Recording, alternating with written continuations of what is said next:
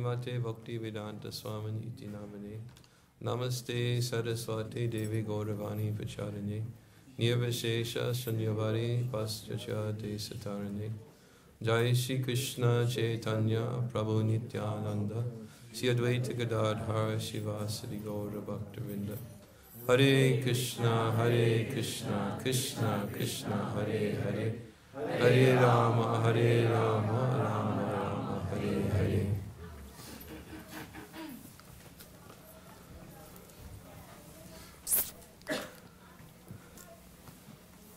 So thank you all for coming here this evening, and I'm going to have to, I apologize, it happens to me every time I come to America. I have to go through a adjustment speaking to English-speaking audiences, and I've been away for 2 years from America. Last night was the first time I spoke to an English-speaking audience in 2 years. So it takes me a little time to internally adjust the circuitry. I'm not fluent in other languages, don't get me wrong, don't misunderstand. I'm used to speaking in fragments, because I have a translator. So I usually speak a sentence, and then he translates, and then I think in between. But now I don't have any time to think in between. And my whole life is like that, because even when I'm having conversations, it's usually through a translator. Oh, you can translate? Well, you can just repeat what I say, and then it gives me time to think. Although I do speak some Russian, but basic, very conversational Russian, but I can't give lectures in it. So I have this difficulty whenever I turn to America, adjusting. It takes me a few days. So bear with me. Happy to be here. It has been 2 years since I've been in the United States, and seeing a lot of familiar faces that I remember seeing 2 years ago, or maybe even a little more than 2 years ago. I just returned. The last place I was before coming here was in Belarus, and a city called Minsk. And we had about somewhere between 500 and 700 people at our Sunday lecture, and we took advantage of having everyone present at this particular time of the year to speak about Srimad Bhagavatam and to speak some verses from the Srimad Bhagavatam, but not only to speak about the Srimad Bhagavatam, but to speak about the importance of its distribution. Because in most places in the world at this particular time, on this particular day even, for the whole month, many devotees who are living in our temples, and especially congregational members, have organized themselves for mass distribution of Srila Prabhupada's books. And so in fact, when I arrived at the Minsk temple, there was as soon as you walked in, the whole wall was postered with posters and notifying all the members of the congregation and community. And mind you, we're illegal in Belarus. So nonetheless, still many hundreds of devotees and congregational members are taxing their brains and trying to find different outlets to spread the message of Srimad Bhagavatam, which was certainly the desire of our previous acharyas, and was certainly Srila Prabhupada's desire, as all of us who personally experienced during Prabhupada's manifest presence in this world how much he emphasized the importance of transcendental literatures, scriptures being distributed for the enlightenment and welfare of human society. And in fact, we think of Srila Prabhupada in many different ways, but he was also very, very revolutionary in spirit. What was that?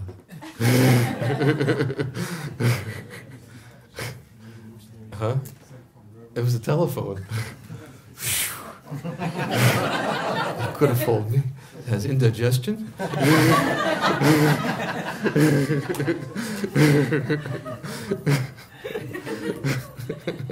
Sounds like me after a feast.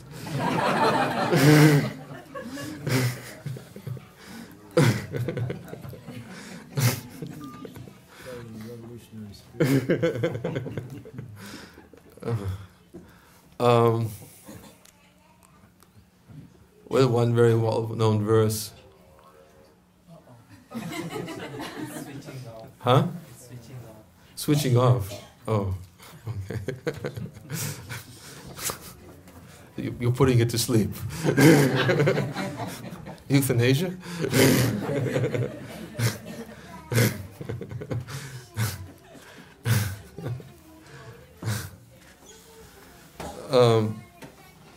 What was that verse? Tava katam ritam tapta jivanam kavabe iditam kalmasapaham Shravana mangalam shrimad atatam bhuvi grihejana bhuvi, what is it? Ye buridajana. Ye buridajana. Yes. Prabhupada would quote this verse. The nectar of your words and the descriptions of your activities are the life and soul of those who are suffering in this material world. These narrations transmitted by learned sages eradicate all one's sinful reactions and bestow good fortune upon anyone who hears them. These narrations are broadcast all over the world and they are filled with spiritual power. Certainly, those who distribute the message of Godhead are the most munificent. Prabhupada would, in fact, this verse is quoted in many places in Srimad Bhagavatam, Chaitanya Charitamrita, and Prabhupada would quote it in lectures.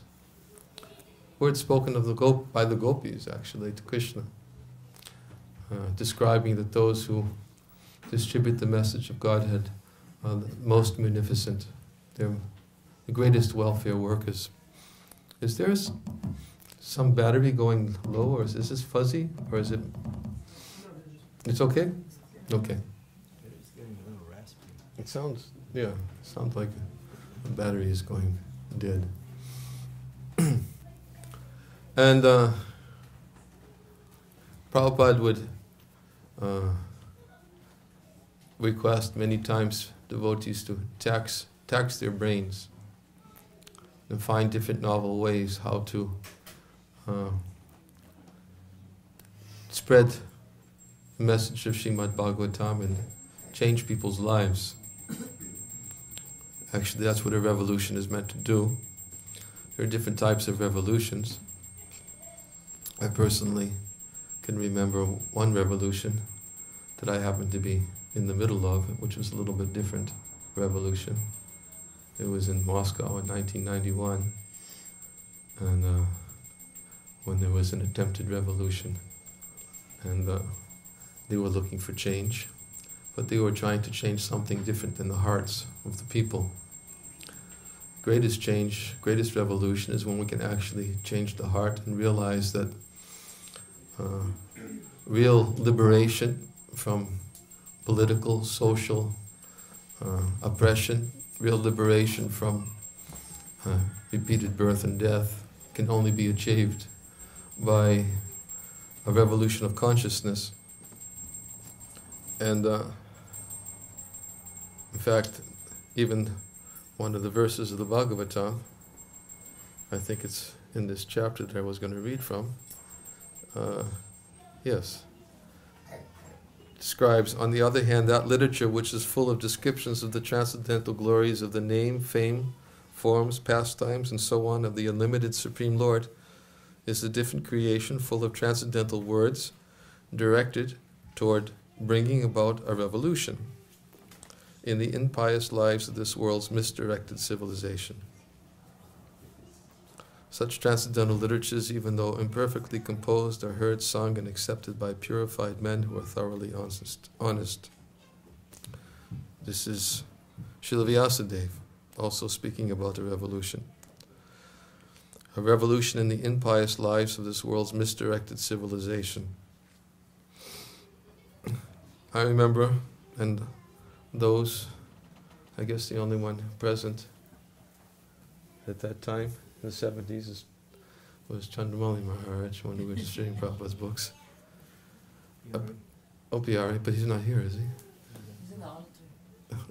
He's on the altar. You, okay. Forgive me. We're talking about revolutions.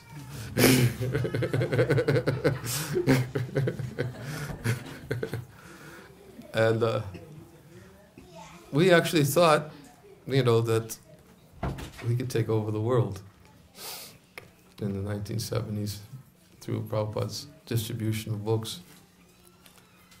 And Prabhupada created that spirit in us,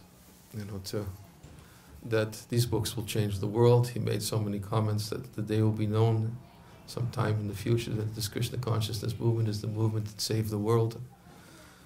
He made many statements, not simply suggesting, but almost predicting what would happen as a result of changing people's consciousness. I'm speaking about this for a particular reason, because I happen to be, I was reading in my computer, I located a file of letters. I'm going to read a few of them tonight, but they were letters that were written by people who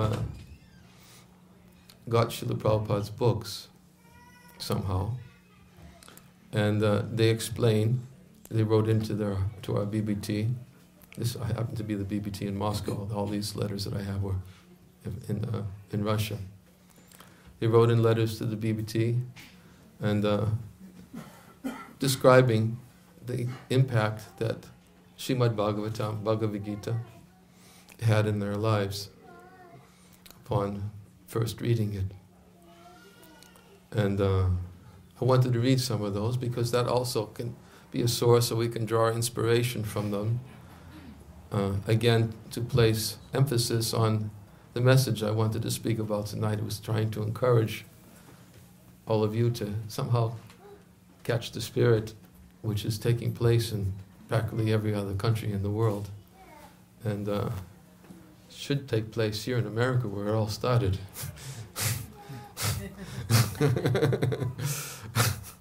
It's where the seed was planted and where the revolution began. It was just 220 miles south of here. They took the plant and transplanted it. Transplant, yeah. It was a transplant. But it started here. It started here. Of course, sometimes people challenge me, say, yeah, well, why aren't you here? They're saying, you're over there, why aren't you over here? We are supposed to be. But anyway, circumstances are such that I'm not always here. But the spirit is alive, at least in the places where I'm traveling. In fact, even right now, I was in Budapest, just transiting in Budapest before coming here, and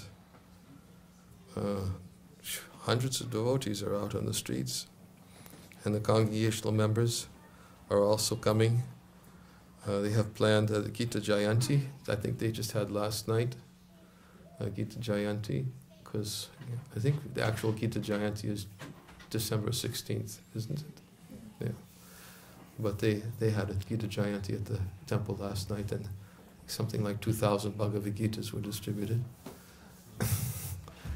And so many ways that if we're actually if we, many times devotees ask the question, what can I do to serve? It's a common question. It's natural. Everybody wants to do something. They want to serve. But what is it that really, if we really want to serve, we should be thinking about who do we want to please, and what is it that really should please Srila Prabhupada? And there's no doubt in the mind of any sincere follower of Srila Prabhupada who served Prabhupada during his manifest presence, what pleased him. And he literally drove us to mad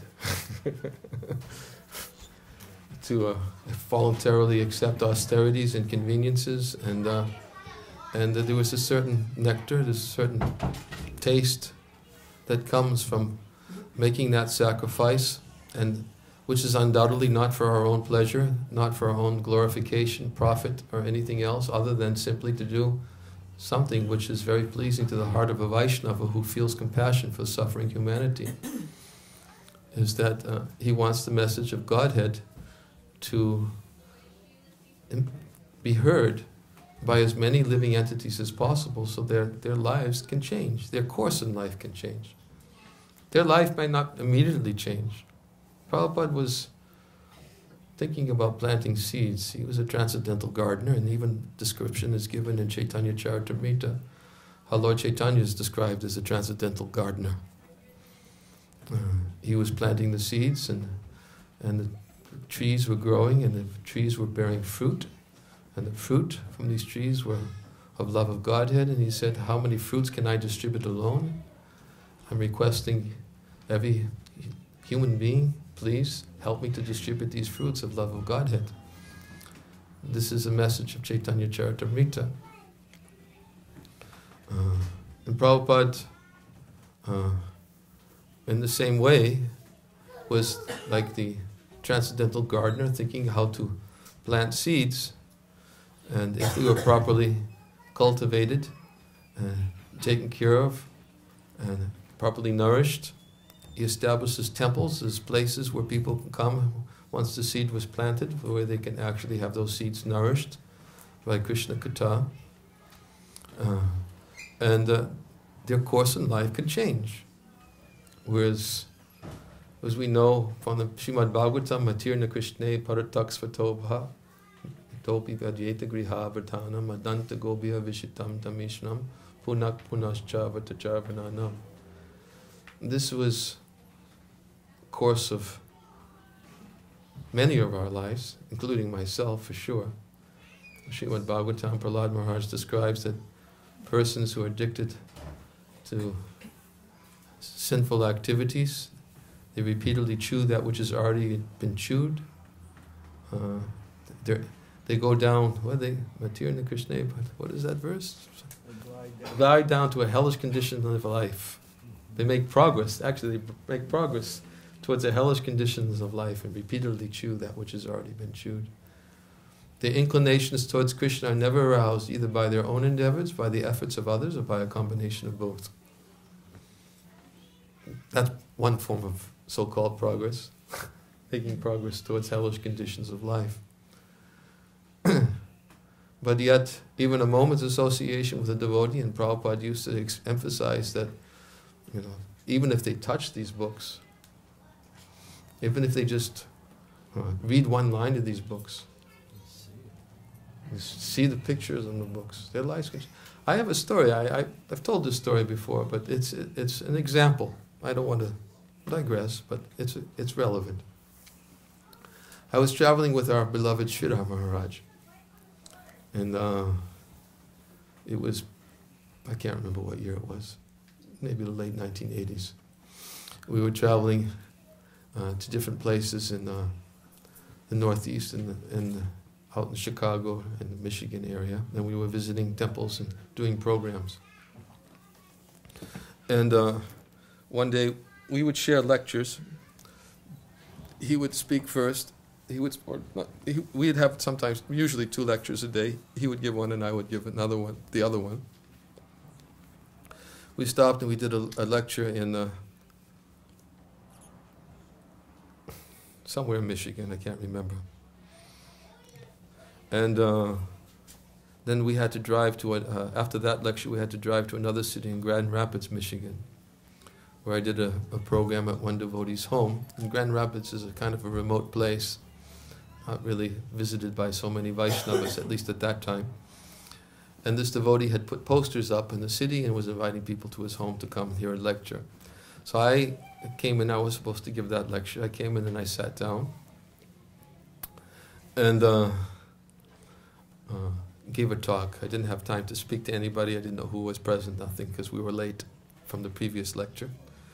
And after the lecture, I asked her any questions. And one boy was sitting and listening attentively to the whole lecture. He raised his hands. He said, "Yes, I have a question. Can I please ask it?" I said, "Yes, please. Go ahead." And he said, "Can you tell me if I'm pronouncing this correctly?" And I said, "What are you referring to?" He said, "Just listen and then tell me if it's correct." And then he said, "Hare Krishna, Krishna Krishna, Hare Hare, Hare Rama, Rama Rama, Hare Hare." So I said, "Sounds correct to me. Why do you ask?" And he said, "I've been living in this city, I can't remember how many years, I think something like 20 years. And he said, 10 years ago I found this here magazine. It was a Back to Godhead magazine. He said it was sitting on the seat of a bus. And he said, I read the magazine and I really wanted to learn more. And there was a little, I guess, it advertised in the magazine for beads. So he sent away for beads. And the beads had a little instruction booklet. How to chant on the beads. And how many times to chant on the beads. And so he said, his booklet said I should chant on each bead, 108 beads, and do that 16 times. He said, "Now I got these beads and I've been chanting them 16 times around for 10 years, but I never heard anybody chant it before."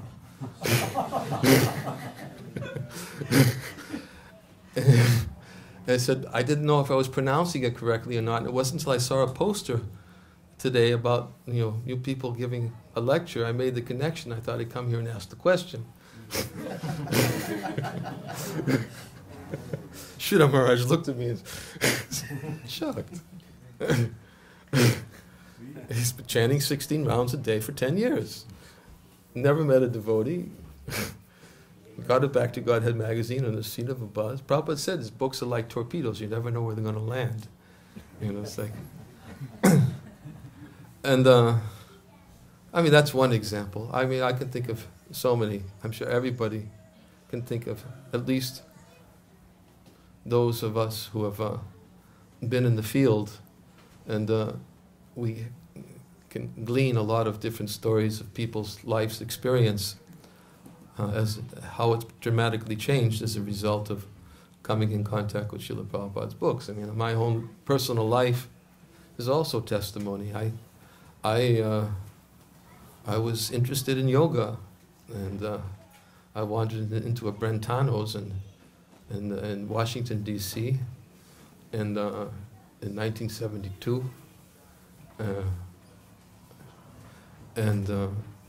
I saw a book, opened it up, it was a picture of a yogi sitting in meditation, and going through different points of the body, and I thought it looked like an interesting book. And so I purchased it and found out that it was a different type of book than I was looking for, but that's how I got Bhagavad Gita in a bookstore. And as I found out about maybe 15 years later, now this is an amazing story when you think about it. I found out 15 years later there was a devotee who lived in the Washington, D.C. temple, who walked into that Brentano's and just dropped Prabhupada's Gita on the bookshelf. Brentano's it wasn't even part of their inventory. He just decided he'd drop it there and see if somebody would buy it. And he did that in many different bookstores. And of course Brentano's charged me for the book because the price was on the back. It wasn't part of their inventory, but they still charged me the price on the back of the book. But And I just picked up the book. I bought it. And that's what I can say. Yes, it changed the course of my life. And everybody has their personal testimony, I'm sure, of how coming in contact with Srila Prabhupada's books. And as I wanted to read tonight, some examples, some letters of how people's lives have been dramatically changed for the better. And that's how Prabhupada was thinking when he published his books and when he requested his followers to assist him in distributing them. He was thinking how to plant seeds and change people's course in life so that they would have some hope to become, as we just wrote, we quoted the verse, eradicate sinful reactions. These messages, these narrations transmitted by learned sages, they eradicate sinful reactions and they bestow good fortune upon anyone who hears them.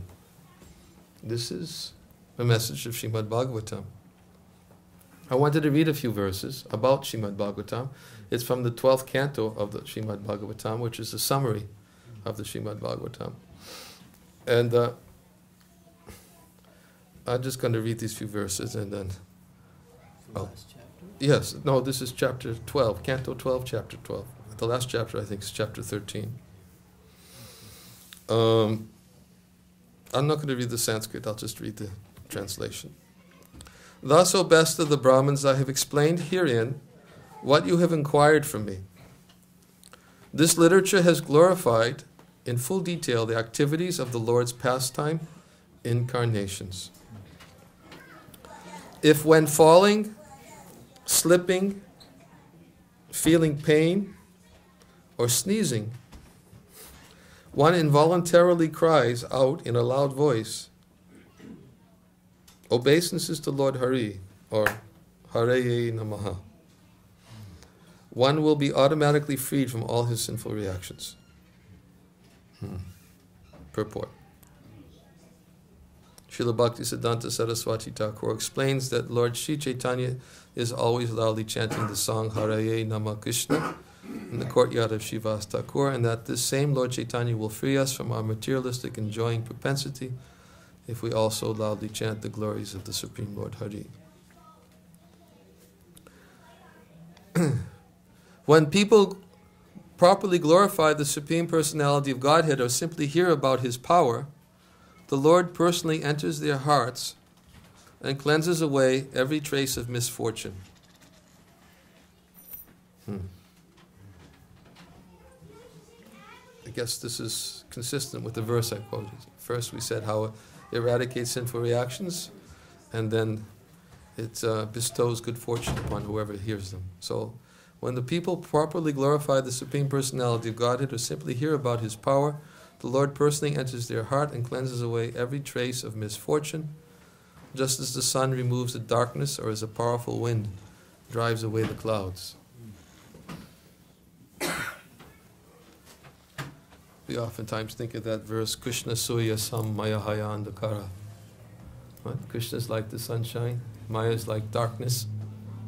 Wherever there is sunshine, there cannot be darkness. Similarly, anyone who takes the Krishna consciousness, then immediately the darkness of illusion or the influence of the material energy will vanish. Wherever there is sunshine, there cannot be darkness. So here the example is given, just as the sun removes darkness, in the same way, the presence of the message of the Srimad Bhagavatam, when it enters into the heart, it cleanses away every trace of misfortune. So there are two examples, analogies given here. The first analogy is the sun removes the darkness. Well, someone may say, well, what if there's clouds in the sky? The sun won't remove the darkness. So if somebody says, if there's clouds in the sky, then the other example is just as a powerful wind drives away the clouds. Well, either way, one or the other. So if the sun it cannot manifest because of the presence of the clouds, then it's also the message of Srimad Bhagavatam is like a powerful wind which drives away the clouds so that the sun can come through. So, That's, huh? it's like the analogy of a spiritual master, and then the son is Krishna. The spiritual master is like the wind. Like the wind.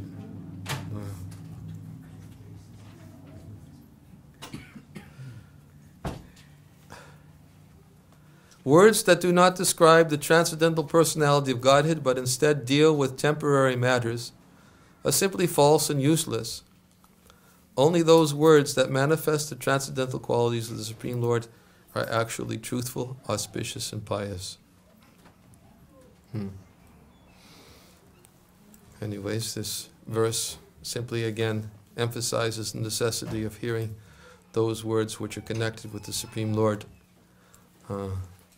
That is factual truth and auspicious and real piety. Whereas those words that do not describe the transcendental glories of the Lord, they're described, such literatures are appear to be like place of pilgrimage for crows. Whereas wherever there is discussion of the pastimes of the Supreme Lord are like the places where the swans congregate.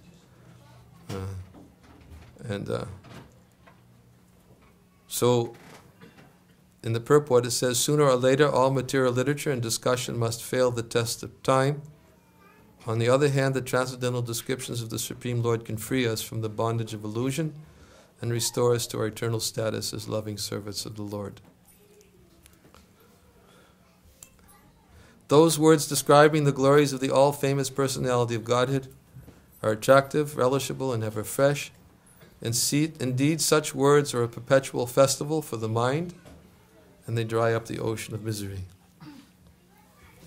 Well, they may not necessarily, we may be described here as a perpetual festival for the mind, but we also know that example is given that for a person who has a jaundice, he cannot taste anything sweet. So we may think there are other topics or discussions which are festivals for the mind, because we cannot yet relish the sweetness of the pastimes of the Supreme Lord. But nonetheless, just the example is given for a person who's afflicted with jaundice, if he cannot taste anything sweet, but if he is very careful and very attentively takes the proper medicine, which is sugar, then its natural sweetness will destroy the disease at the root, and its natural taste will be relished again. Same thing with the message of the Supreme Personality of Godhead. It's considered to be the proper medicine. What is it? Enechi o Shaudhi Maya, Nasi Baro Lagi, Harinama Mahamantra Lao Tumi Magi. Yeah? Bhaktivinoda Thakur describes it as, I have come to give the medicine for the disease. And there's another verse. Nivrtitasha upagiyaman bhava socham anobiramat. Yes. The 10th canto of the Srimad Bhagavatam, there's another verse which describes the message of Srimad Bhagavatam to be simply like medicine. Ashoda. Ashoda is medicine, yes. Destroys Bhava Rog. Bhava Rog. For those undergoing repeated birth and death in this world. So, I'm just reading these few verses of the about the Bhagavatam, from the Bhagavatam. So we can gain a little appreciation about what the message of Srimad Bhagavatam can factually do. I wanted to read, as I said, a few letters. There are many stories I could tell, but I want also Chandramali Maharaj to have an opportunity to speak on this important topic.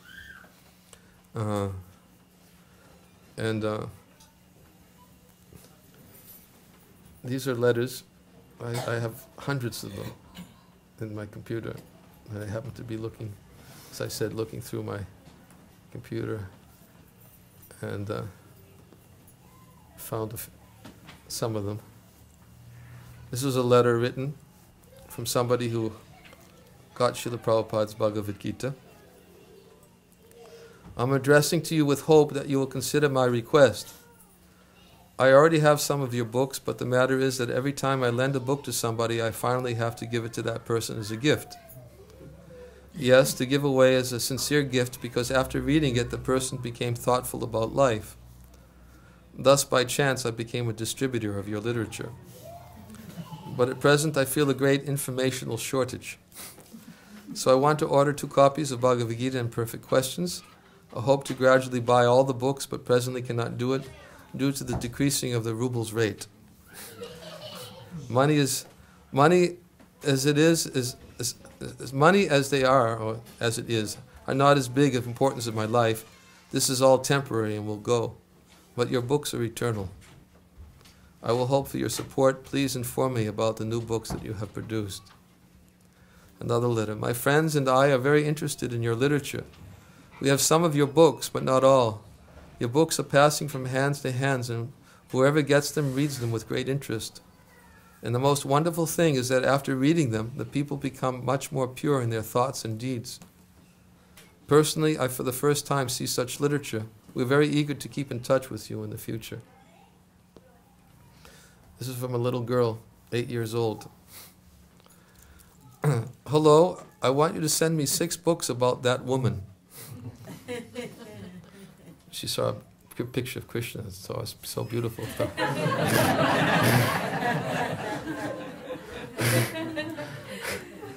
She says, I want you to send me 6 books about that woman. If they are in Russian, then please send them. If not, maybe you have a dictionary for the books? Goodbye, I'm looking forward for the books. I wish you all good luck in passing out these books to the good people. If you have some new books about that woman, please let me know. I like her image, and her beauty is unsurpassed in society. Please give my sincere regards to all, for I know how difficult it is to send out these books. 8 years old, yeah. There's another one here from 11-year-old girl somewhere, I think. Where is it? Yes. Hello, my name is Olga. I'm 11. I received your postcard. I cannot send you the money. My whole possession is 100 rubles. Please send me the cheapest book.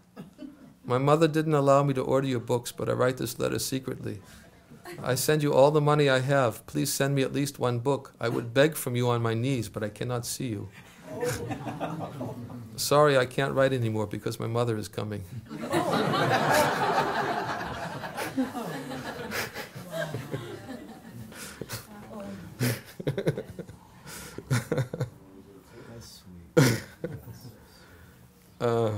Yeah, I highlighted a few here.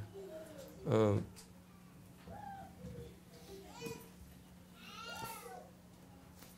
a minute. There's so many I can't.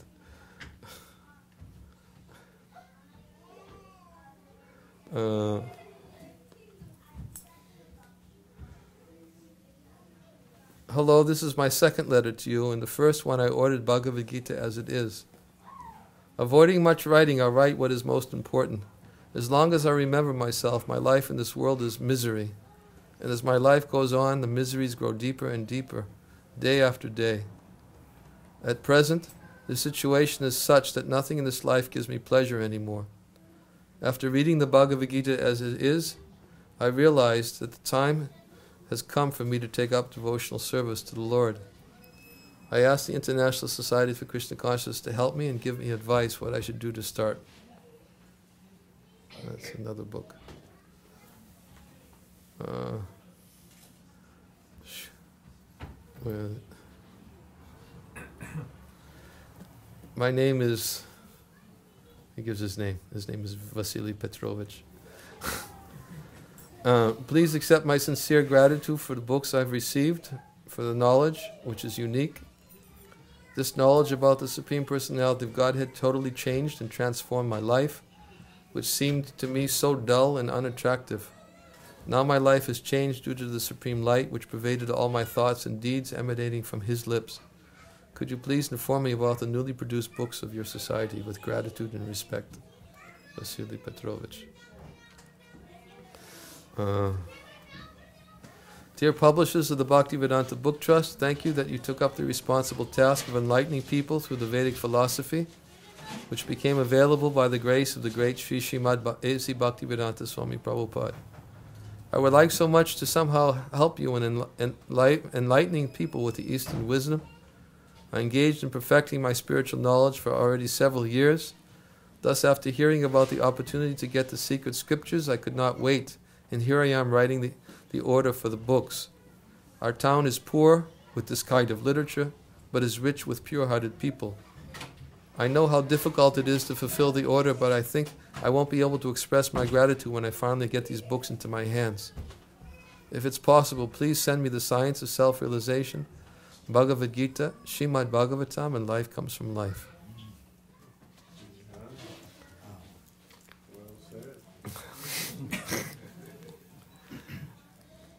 I can read so many more. I think you're getting the hint, or the sense of, the point that I wanted to try to convey is that we should never think that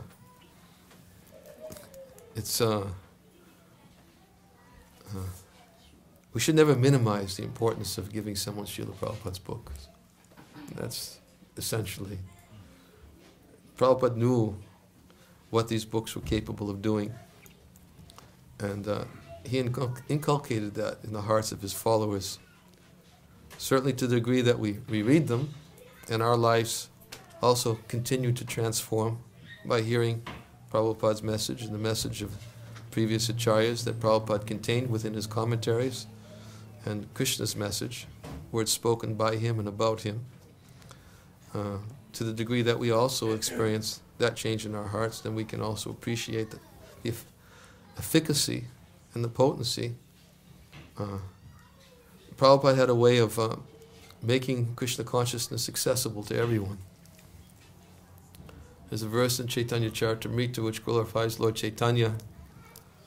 I offer my respectful obeisance to Sri Chaitanya Mahaprabhu, who is an ocean of transcendental mercy, and although the subject matter of bhakti is very difficult to understand, nonetheless, he made it very easily accessible for the people in the age of Kali. And when I read that verse of how Lord Chaitanya made bhakti so accessible, I think also common there's a verse in the Bhagavatam spoken about Yudhishthira Maharaj. And in that verse, Yudhishthira Maharaj is glorified because he's being recognized that he has bhakti. He said, I can see that Krishna is not only your guru, your God, the head of your family, but I can also see that Krishna has become your messenger, and therefore I can understand that Krishna has given you bhakti. The Lord does not give bhakti so easily, because when he gives bhakti, he has to give himself. So even though he may give liberation very easily, bhakti is not so easily achieved. This is a verse in the Bhagavatam. And Yudhishthira Maharaj is being appreciated because the Supreme Lord, Krishna, as we know, he became Yudhishthira Maharaj's messenger. He brought a message to Duryodhana in an attempt to seek a resolution to the battle of Kurukshetra. So he became a messenger for Yudhishthira. Imagine, we may think, what is a messenger? We think of a message, call somebody as a messenger, you give them some message, here, take this to them. Krishna became Yudhishthira Maharaj's messenger, since he became Arjuna's chariot driver. So the Lord's become submissive, subordinate to the desires of his devotee. Therefore he doesn't give bhakti so easily, because if he does, he has to give himself. So although bhakti is not so easily obtainable, nonetheless we see that Lord Chaitanya broke open the storehouse and he made it so easily accessible. And we see that Srila Prabhupada in his books, in his commentaries, he took the message of Srimad Bhagavatam, he took the commentaries of the previous acharyas, and he made them so easily accessible so that anybody could understand the nature of bhakti by coming in contact with these books. In fact, I think I've told this story before, maybe even here, many years ago. There was an ashram which I think is still there. The ashram in, Kripalu ashram, right? In Western Massachusetts. There was, he's not there anymore. His name was Yogi Amrit Desai. And Yogi Amar Desai had he had met Srila Prabhupada in the 1970s. He had a conversation with Prabhupada, I think it was in Bombay. And if you look in the folio, in the database, in the Prabhupada's conversations, you'll see that Yogi Amar Desai, in his conversation with Srila Prabhupada, he was explaining to Prabhupada that how can you, he said it was very difficult, how can you get people to strictly follow the message of Krishna consciousness? He said, this is something very, very difficult. How will you change people and get them to strictly follow, give up meat, sex, intoxication, and give up these things? He said, I can appreciate what you have done, but he said that I cannot do it. And in one sense, no, he wasn't saying I was appreciating what you have done. He was sort of like challenging. How can you do it, actually? How is it possible? Right? He was challenging. So many others would never even try it. Yeah, nobody else would try it, but Prabhupada was, so bold. So I was invited. My godbrother, his name was Bhagwat Das. He knew Yogi Amar Desai, and Yogi Amar Desai told his followers to contact the devotees at the Hare Krishna temple, and invite them to come and let them have kirtan. He said, but no lecture. And he said, they can just come and have kirtan. So about maybe 7 or 8 of us, we went to the ashram, and they were having their artik ceremony, and they invited us to have kirtan. And they were very reserved in the beginning, but gradually everybody, there was about 300 of his followers there. Were you there, Yamuna? You were there. I mean, visiting when Huh? When you went there, I was. When I went to that program? Yeah. Oh, you were there? Yeah. So you remember what happened. So we had a kirtan, everybody was dancing. And then Yogi Amar Desai kind of came out and he sat on his asan and tried to be a little aloof. But see, somehow we pulled him into the kirtan, and he started dancing and chanting. Kirtan went on for another half hour, and everybody was dancing. And then he kind of just spontaneously said, okay, go ahead, talk.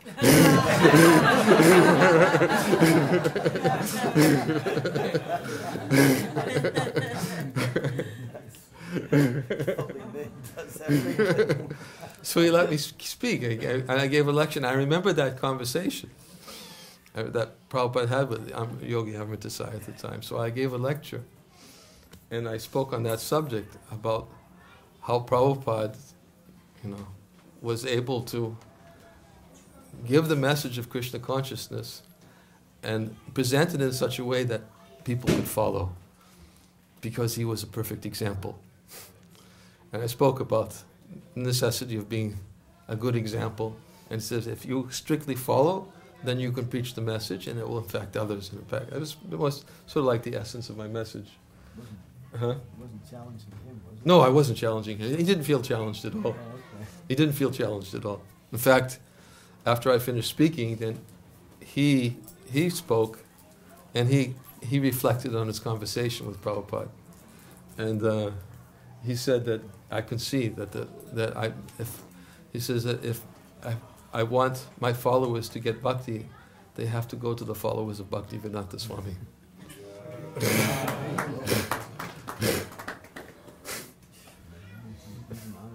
Yeah, he was very honest. He was very honest. And anyways, I think about that as an example of how Prabhupada made it accessible. Although very difficult to gain access to, nonetheless through his books and through his example, and through his followers and through his mission. Although bhakti is very difficult to understand, it can become very easily accessible by Srila Prabhupada's kindness and mercy. So please, I encourage all of you to please take advantage of the spirit which is spreading everywhere throughout the world, the spirit of giving. in this season of the time of the year. So if you can take up the spirit and somehow tax your brains and how you can take some of Srila Prabhupada's books, give them to your colleagues at work, give them to somebody you may meet on the street, give them to your friends, give them to your family, distribute them, and come back for more. Even one book can change somebody's life. As example we gave, I could tell many, many stories about people's lives who was changed by getting a book, but I want to give Chandramali Maharaj to continue to speak about this subject and to share his realizations, also because he also understands the spirit that Srila Prabhupada inculcated to his manifest presence. Thank you very much. Hare Krishna.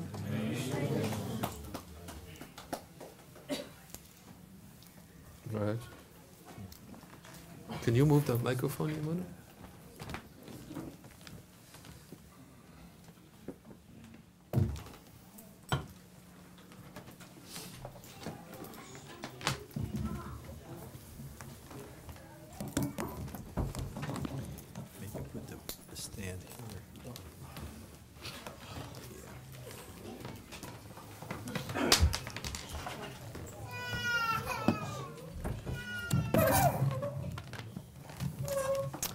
Hare Krishna. Thank you very much, Maharaj. He fully dressed the deity. I don't know what I can add to the deity's outfit now. From the beginning to the end, Maharaj completely described the subject from the principles to the philosophy to the practice to the examples and to the inspiration that is going around this time of year amongst the society. So I'll try, because he's asked me to speak, I'll say something. Of course, we all will have our own experiences, but the only thing I can really think that is maybe essential to help us maybe push that point a little bit more is the spirit of gratitude that comes by way of our own experiences.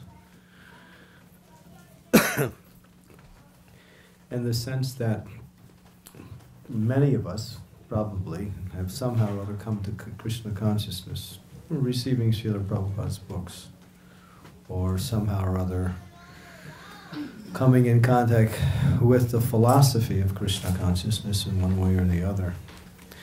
So we're grateful for that, and we're happy for that, and we might say the seed is planted and the seed is growing. It's actually growing now because of that. So in that same way, there's a certain, and Prabhupada was very much preaching on this point that with some gain comes some responsibility. So we have kind of like a responsibility to share our good fortune with others. And that's what makes the gift even more wonderful, is that we want to give what we have, we also receive. And then that comes with a sense of appreciation. Knowledge is the greatest of all, what we say, powers in the creation. Nothing can destroy truth. Truth cannot be destroyed even by time, which destroys everything, including whatever exists in this world.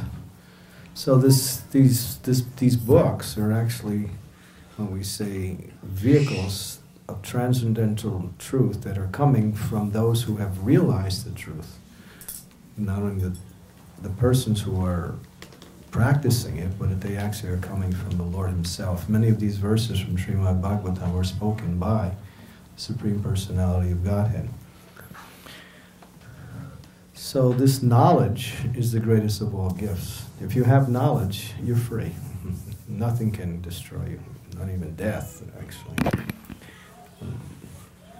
So because this knowledge, and what is this knowledge teaching us? It's teaching us the fundamental principles of what we say happiness, that we are not this body, and we are who we are eternally connected in loving service to Krishna.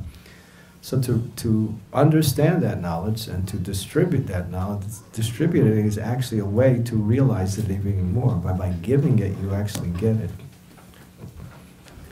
So we can appreciate the gift of Krishna consciousness or this transcendental knowledge even more by giving it to others. And there's so many, what we say, outlets to do it nowadays. Practically speaking, there's so many programs. There's always a new program being developed year after year in order to somehow make these books available. Now they're putting them into hotel rooms.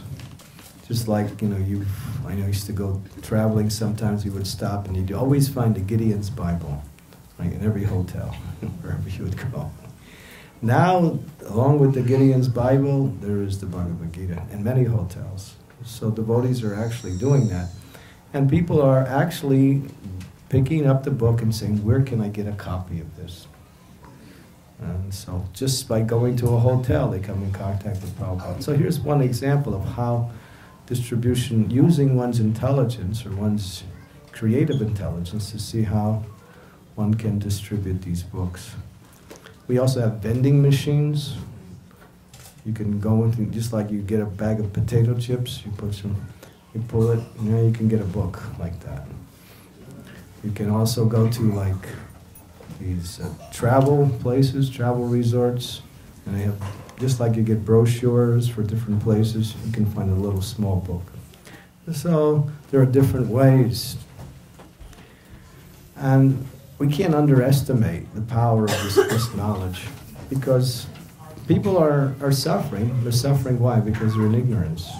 Ignorance is suffering, knowledge is freedom. We say that. What is that knowledge? The knowledge of truth, the knowledge that we are not this body and we are eternally connected with Krishna. We don't die, this body dies, we live eternally. But we suffer due to illusion, thinking in the wrong sense. So when we have this knowledge, then we can act on the knowledge and get the realization that this knowledge is providing. So, in my own personal experiences, we just recently published a book about preaching in prisons. We've been doing this prison preaching for the last 21 or 2 years. Now it's starting to really develop.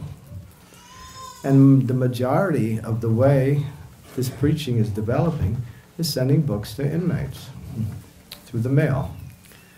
And many of them never met a devotee. Sometimes their friend has a book, or they get I don't know, sometimes they see a little card. There was one man, it's an interesting story. He walked into the prison library. He was looking for a book to read. So he saw this book about, what was it? It was a Western. So he picked up the book and he was ready to read it. He opened up the cover, and all it was the cover was the Western, but inside was the Bhagavad Gita. So and he was really, the way he explained it, I was really unhappy. But I decided to read it anyway, because it was disappointing. And then he explained his story, how he came in contact with Bhagavad Gita, started to ask for more books, started to chant the Hare Krishna Maha Mantra, now is practicing devotional service. So there are so many stories. I mean, as Maharaj said, this is an ocean of how, just by placing these books in different places, as Prabhupada said, they're like torpedoes, they're like time bombs. That means that in due course of time, it will have an effect on someone's life. There was one story, I remember I was in the Chicago temple. One man came in. He was all happy about meeting devotees. And I asked him, well, how did you meet devotees? He said, my father was cleaning out his old books, and he was bringing them to the used bookstore to get some exchange. And as he was carrying the boxes out, I noticed one book on the top. And I said, what is that book? And he gave it to me. It was the Bhagavad Gita. So I read it. I read half the book, and I thought, this is nice. This is interesting. This sounds like what I'm looking for. But there was no address in the book. So he was just praying to meet devotees, and one day he was walking along the street, and some book distributor came up to him. So the seed was planted, and as the seed is planted, the watering process automatically follows. So there's hundreds and hundreds of stories. So as Maharaj was explaining, this is the season of Christmas. This is the season of giving. Of course, to give means to get. What is the greatest gift? Giving someone the opportunity to be free from all suffering. This material world is the place of suffering. The Bhagavad Gita, Krishna says over and over again, Dukkharam asastratam, anitya asubham, so many verses he explains the same point. This place is a place of suffering. Why? Because you can't stay here and you can't fulfill your desires. So these books are like transcendental, what we say, lights that open up where is what we're looking for, where it can actually be found through the process of bhakti yoga. So this is the greatest, to give a person the opportunity for eternal life is the greatest of all gifts.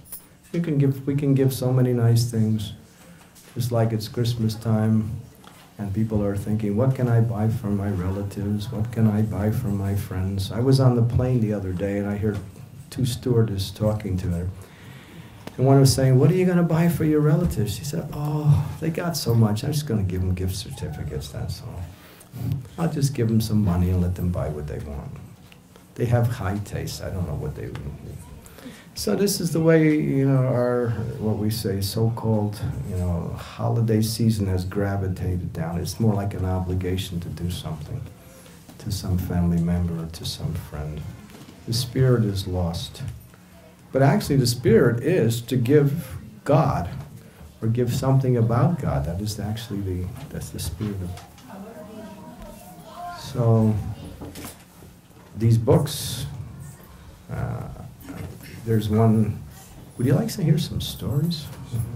I'm not sure what I should speak about, the philosophy, but there is, not only does they transform life, they save lives. They actually save people's, what we say, life. There's one story, one young man was distributing books in one shopping center, and a man was sitting in the vehicle. It was a van, and the devotee knocked on the window, and the man just waved him away. But what the man was doing is he was committing suicide. He had run his tailpipe back into the cab, and he was running the engine.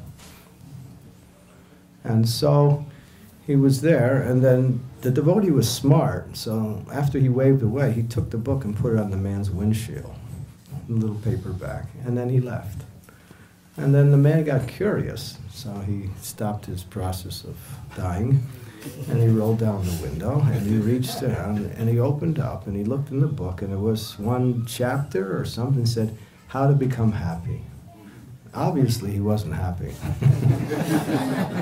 just by his activities. And so he read it, and fortunately, in the very end of the book, there was a listing of temples. So he stopped, and he was inspired by what he read. Because Prabhupada's words talk to you. They're not just like philosophy that they actually speak to you. And Prabhupada's speaking to us through these words, as if you were listening to Srila Prabhupada on a tape, or you were there in his physical presence. These books, they have the same effect. And when Prabhupada was asked towards, I guess the very last end of his stay with us on this earth, they asked him, Prabhupada, how can we associate with you once you're gone? He said, read my books. He said, if you read my books, I'm in my books. Non-different. And I had an experience one time. I was reading Srimad Bhagavatam, and just reading for a long time. And then something most amazing happened. It happened once in my life, never happened again, that I wasn't reading anymore. The words were speaking. I heard Prabhupada's voice as I was reading the words. It was like automatic. It was like listening to a tape. And it was the word, as I was going through the words were speaking to me, and it was Prabhupada's. And then it stopped. And then I realized Prabhupada was trying to help me understand, yes, I'm in my books, there's no difference. These books are, my, when we say, contribution to the world's misdirected society. This is my compassion. And Prabhupada used to spend I mean, we would take rest, the devotees would take rest 9 or 10 o'clock. And Prabhupada would take rest between 10 and 11, and then he would get up after about an hour and a half. And then he would spend the greater part of the evening just translating the books into English and giving his Bhaktivedanta purports. He said, this is the only time I can do it without any distraction. So he would spend the good part of the evening, just when we were all sleeping, Prabhupada was translating these books. And he wanted that. He said, this is my mission. That's why he gave us Krishna book in the very beginning. Because he was thinking, I want to give the pastimes of the Supreme Personality of Godhead. But I'm an old man. I don't know how long I'm going to stay. So he decided to give us the 10th canto, Krishna's pastimes, in more like a story type form, interspersed with his philosophical explanations. Because he was thinking, if I may not make it through the 10th canto. And Prabhupada didn't. He actually left after 13 chapters of the 10th canto. Fortunately, he gave us Krishna book. And fortunately, the devotees continued with the same spirit that Prabhupada had to complete this, we say, the most amazing work of Srimad Bhagavatam. So, I think in order for us to really be inspired to take these books and to give them to others, we have to read them ourselves. Because when we read them ourselves, we actually start to understand what is the value of such knowledge. It's transforming. It's not like the knowledge is just theoretical or even philosophical. It's actually transforming as we read it. Our consciousness becomes, we say, transcendental or transformed by Srila Prabhupada's presence in the form of these books. So, we can speak so many things about the glories of Prabhupada's books. And we see, in terms of how many books have been distributed, I think only the Bible has outnumbered Krishna consciousness in terms of distributions of books. Devotees have distributed, and this is the amount that has been counted, almost 500 million books, 500 million. For the last, let me say, 35 years. Book distribution started to happen around 1973. That's when this really started to go. 37 years. And that's what's recorded, what to speak of what's not recorded. So it has been a focus of the devotees in the ISKCON society to take this message and bring it everywhere and anywhere. There was one story where one man came to a book fair, and the devotees had a table there. And he was looking, and he's looking, and he got real excited. He turned to his wife. He said, and he picked up this book. He said, this is the man I've been talking to. He keeps appearing into my dream and saying, buy my Bhagavad Gita, buy my Bhagavad. I don't know who he is. But he's just... So even Prabhupada's coming into people's lives, and they don't even know who Prabhupada is, and they're being inspired to somehow or other take up Krishna consciousness. So, as Maharaj ended his lecture in a very powerful way, Lord Chaitanya has made this process available. Bhakti is pure. Pure bhakti is taught in Srimad Bhagavatam. That means no other desire than to serve the Lord for the pleasure of the Lord. That is bhakti. So to come to that stage is a process. And these books actually teach us that process, along with the practice of chanting the Hare Krishna Maha Mantra. So by reading these books and telling others about these books, as was mentioned, so many nice verses, Prabhupada says, those who give this message to others, they are the most magnificent. Want to be recognized by God? We want to be recognized by our friends, our family members, people in general, or even important people in this world. To be recognized by God, that's a great recognition. So take this message and give it to others, you become recognized. Prabhupada, when someone would distribute a book, Prabhupada said, "Oh, you're so nice. You're so nice."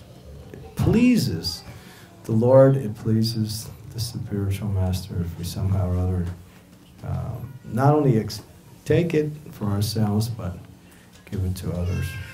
So there are actually practical programs, those of you who are inspired to plug into, where you can actually, without changing your life situation, you can get some books. Like there's this one program that was started in California called Shastra Dan. You buy so many books, and then you distribute them, that's all. You give you give whatever amount of money you can to pay for the books, and then you can just distribute them. So the books are paid for, and then like that, you could just give it to your friends like that.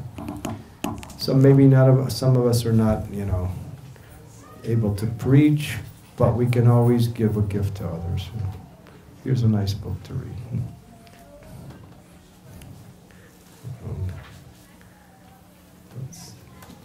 So, take it up. And there's such, what we say, fulfillment in this. The fulfillment is so wonderful. Because you're not only pleasing the person or benefiting that person, but you're pleasing Krishna. And that's what we want to do. We want to please Krishna. Right? If Krishna is pleased, as Prabhupada said, there's nothing else you have to aspire for. That is the goal of spiritual life, to please Krishna. So we're chanting the holy names, that pleases Krishna. We're taking Krishna prasadam, that pleases Krishna. But to give this message to others is why the acharyas come to this world. So we by doing the same thing they're doing, we're actually getting, what we say, full mercy. So we can do it in so many ways. So many stories. We had published this book, Holy Jail, about preaching in prison. One young man, he was on the brink of frustration. He had tried practicing every particular religion that he could find. He was thinking, I can't stay in this prison. It's too miserable. I'm just suffering. I'm just going to end my life. And he actually planned to commit suicide. And then one day, one of his friends gave him a card for ordering a book was Coming Back. So he said, all right, I'll try it. He got the book Coming Back. He read the book. He said, this is amazing. And then there was an address to the ISKCON prison ministry that was connected with the book. And then he started writing, and then they were sending more books. Now he's preaching to other prisoners. So, it's like these books bring Prabhupada's presence into people's lives in the form of this transcendental knowledge. So, what else can I say, Marge? Anything else? Is it a practical way to take books tonight? Yeah. You know what I did one time? I said, I don't know if Pierre will like this, but I'll try it anyway. You get a special discount tonight.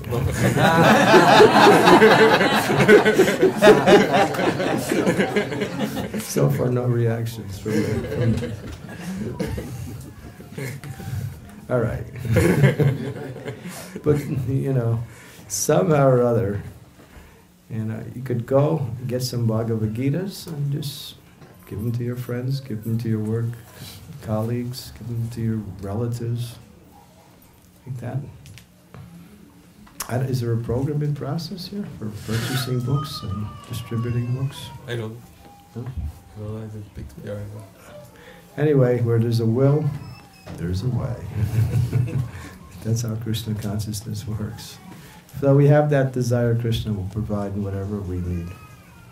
And we know that because Srila Prabhupada made his mission too. He wanted to spread the holy name and he wanted to give transcendental knowledge. So he has spread the holy name in the form of the Hare Krishna Sankirtan movement. and he's permeated the world. He said the communists were very effective in spreading their propaganda because they published so much of their literature and they distributed it widely. He said that was a good tactic. So in the same way we want to flood the world with this knowledge. And as Maharaj said earlier, you know, this, Prabhupada actually said it, this movement will save the world in its darkest hour. And it's getting pretty dark out there now. Not because it's late, but it's getting dark. You know, I remember 1980s, the American dream was real, everyone had it, you know, good jobs, and now material things were coming and people were going in, so many things were happening. In the 90s, things started to go a little less. The dream was somewhat still there. Now it's just a nightmare. Nobody's buying into this idea of the happiness that comes by way of, you know, living in America and having all you want and whenever you want and having nice jobs and so many other things.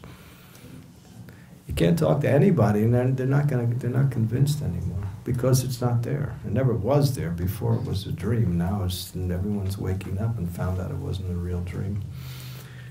So the world is in a really difficult situation. So this knowledge is even more important than it was. It's an emergency.